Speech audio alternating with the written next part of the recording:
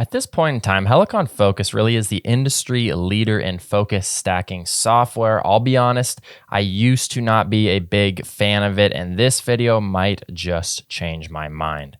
I'm Austin James Jackson, professional landscape photographer from Utah. Thank you so much for joining me in this video. We're going to get straight to the point.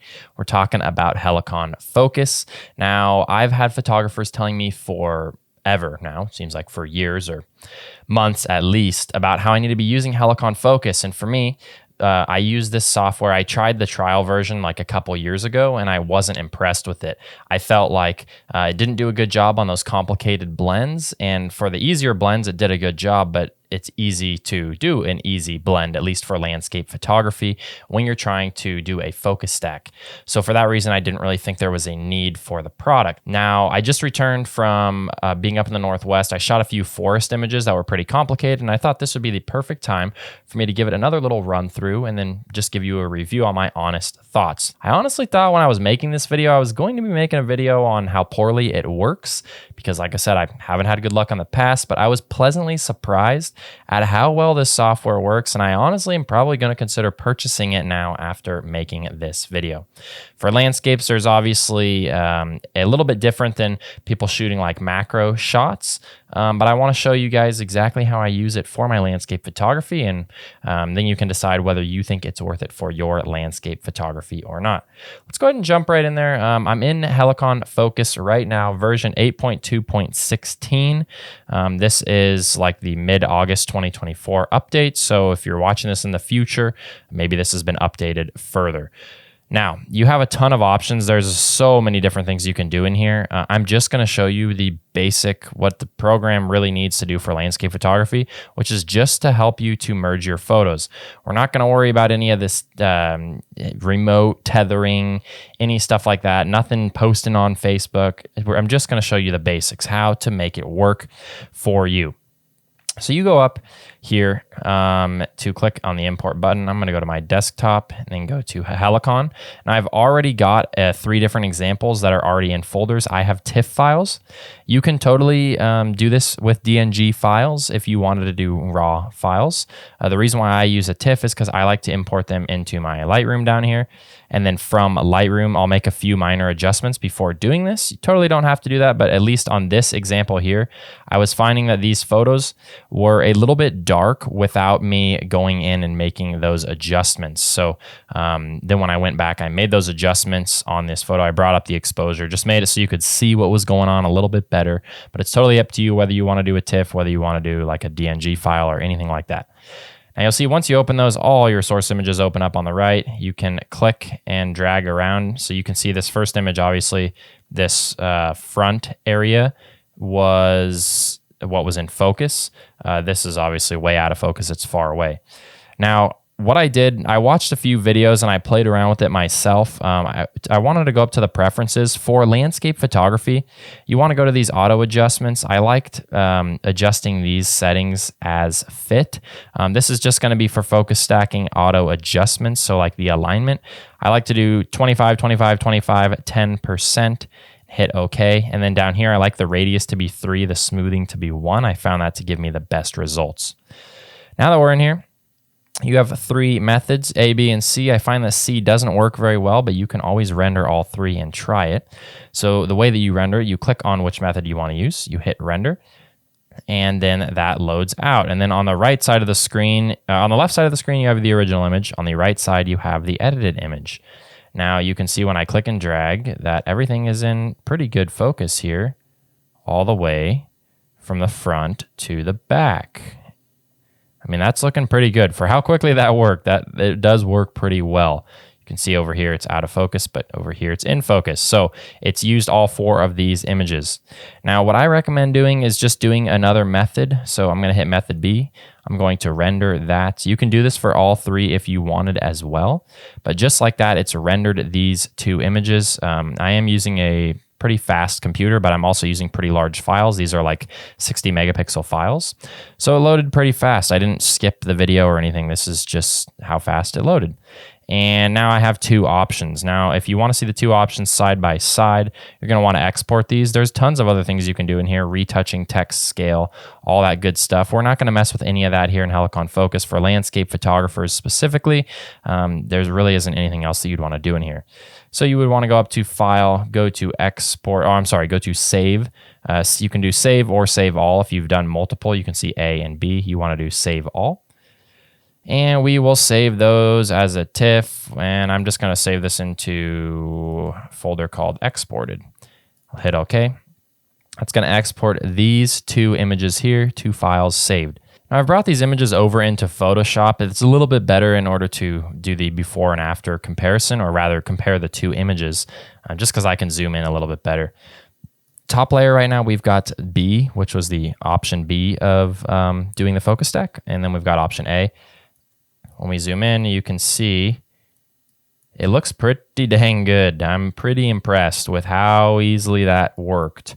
Considering before I used this software, I manually blended this by hand, and it was a huge pain in the butt. All of this greenery over here and all the overlap, it was a huge pain. But I think it's looking pretty good. We can toggle this to see the difference between A and B. I think at least in this corner, you can see that B, this top layer, looks better than A, this layer. A's just kind of added some weird stuff going on. No difference over here. So you could zoom around and figure out exactly which option you like. They're probably going to be pretty similar, but I think that photo looks pretty good. So let's talk about a couple limitations here.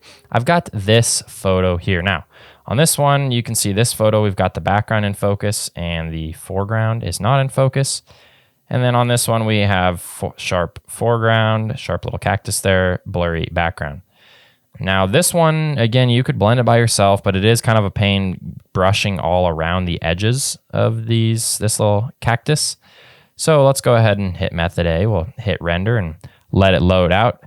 Now, one limitation that you will see you're going to have to go back and fix later in Photoshop. A lot of times when you have clouds, stuff like this that's not really that sharp, it's going to create some weird, you can see the clouds have kind of moved a little bit between the images and it just doesn't look right.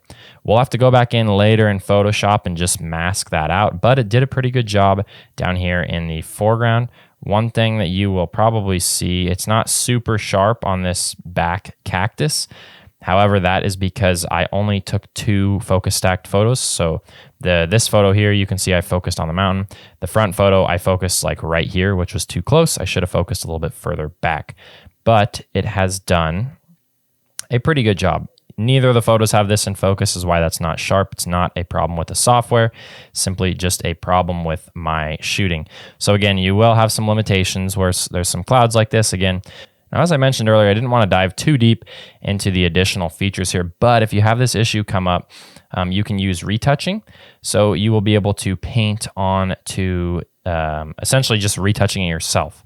For this photo, that's easy. I'm going to click on this bottom image. You can see that's where the background is in focus. I can adjust some of my brush settings here, and then I can just paint this over. And that is going to fix that. It's essentially just like the clone stamp tool in Photoshop. So now you have your perfectly done image. So do be aware of that limitation, but it is pretty easy to fix, either retouching here or by doing it in Photoshop with a layer mask.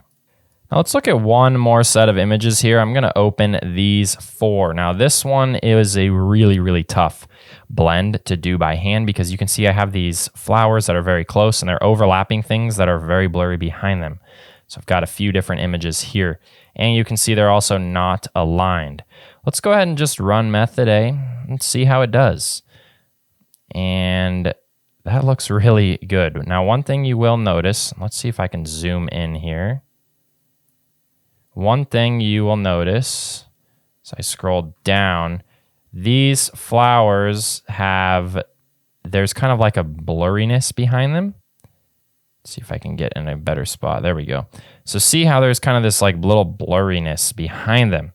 Unfortunately, there's not really a whole heck of a lot you can do about it. It's not really the software's fault. The reason is because when you have this blurry image here that you're using the grass for, the flower, because it's blurred, is a little bit bigger than the actual sharp flower. So it's still going to show over in the background. There's really not much you can do about it other than don't shoot this type of photo where there's this huge overlap between the foreground and the background flower. That is just something that I did want to note though. Let's go ahead and go back, zoom out. But you can see just how easily I put those 4 images in, clicked render, bam, it's done. Super easy.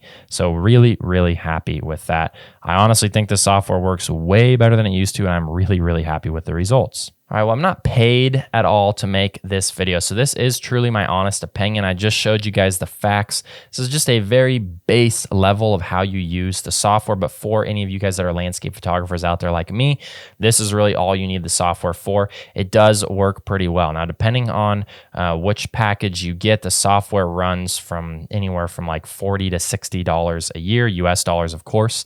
And so whether it's worth it to you or not is totally up to you, or you can buy a lifetime license. I want to say the pro version is like $200 for a lifetime license, which includes future updates. For me personally, I think it's worth it if you shoot a lot of focus stacks. And I did include a link down below. Again, I am not getting paid by the company to make this video. I honestly thought I was going to make this video and talk about how poorly it performs, but it performs really well, so I would recommend it. And I am putting an affiliate link down below. If you are going to purchase the program, do me a favor, buy it through that affiliate link. It gives me just a really small kicker, helps me to continue to make free videos like this, to get some very minuscule amount of payment out of making these videos. And again, I appreciate you guys so much for checking this out. If you guys have any questions, comments, you want to see any more of this program, please feel free to let me know down below in the comments. Otherwise, I want to thank you guys so much for joining me. As always, stoked that you guys are here. This is Austin James Jackson, and we'll see you guys next time.